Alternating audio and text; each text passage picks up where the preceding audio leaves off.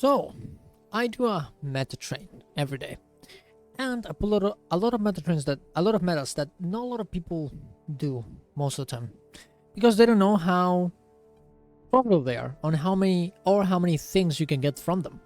So there's gonna be a series of videos I make about how to make gold out of these specific metas and how they're actually very powerful. First is gonna be, of course, Battlefly and Surge. You can get in here by going to Eye of the North and talking to the Mist Stranger, and it actually starts every few hours. You have a public version. Honestly, most people never run it because it's kind of there's this perception that it's not very profitable. And also, you have to essentially kill 3 bosses that are they're not very hard, but they're a bit difficult at the same time. And if you don't get enough people, it just fails because it scales very poorly. And as you can see, I think it actually is going on right now. No, it's Toys Net, which also isn't done usually, and we'll definitely make a video about that one. But you go to Mist Stranger right here in Eye of the North, and you talk to him, to this Mist Stranger, and you say, "I'm ready to relive Battle for Lion's Arch, public and private squad." You can choose.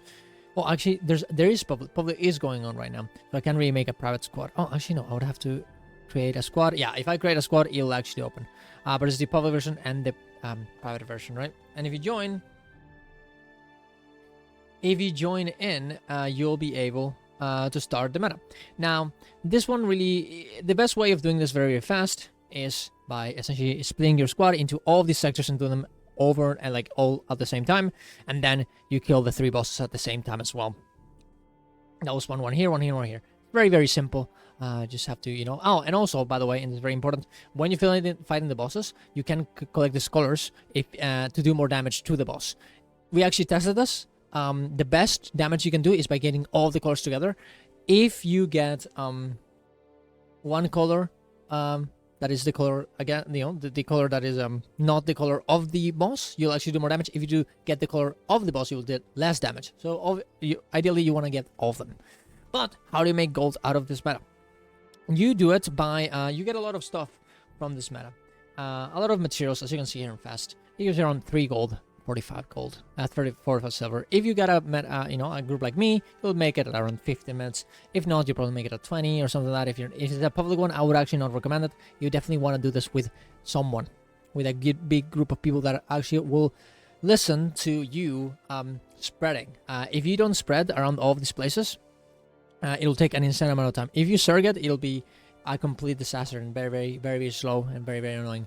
But as you can see here, you get a lot of things that will give you a lot of gold, right? A lot of materials, a lot of pieces of identified gear, different things.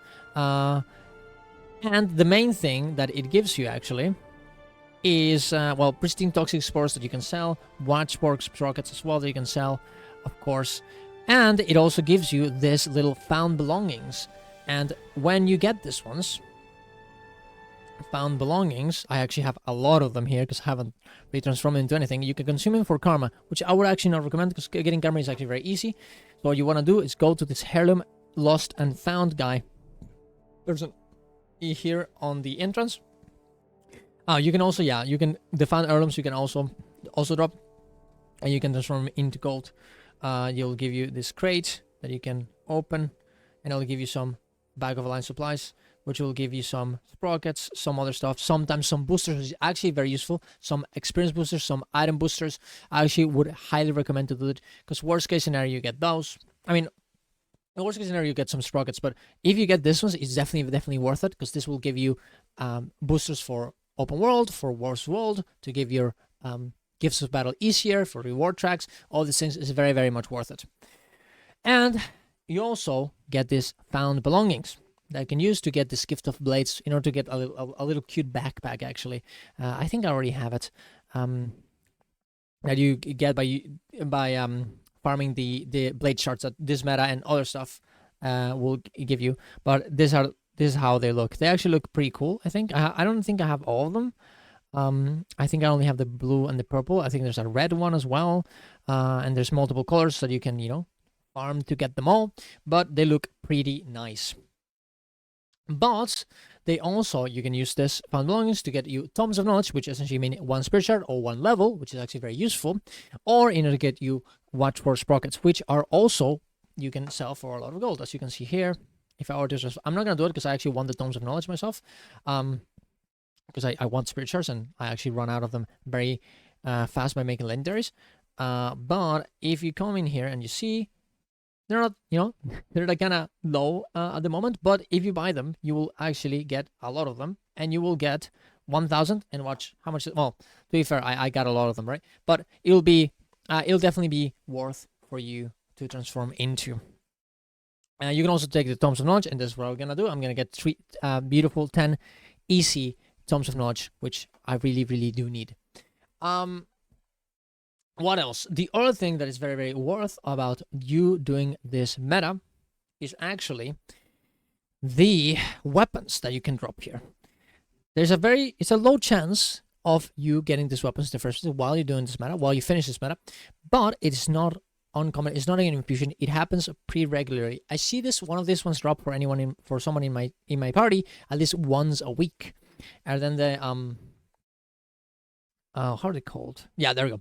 The Lion's Champion weapons. As you can see, they are very expensive because no one does this meta. So when they drop, you can actually sell them for a lot. Look at that one. Club the Dragons of the Lion's Champion, 600 gold, 300 gold.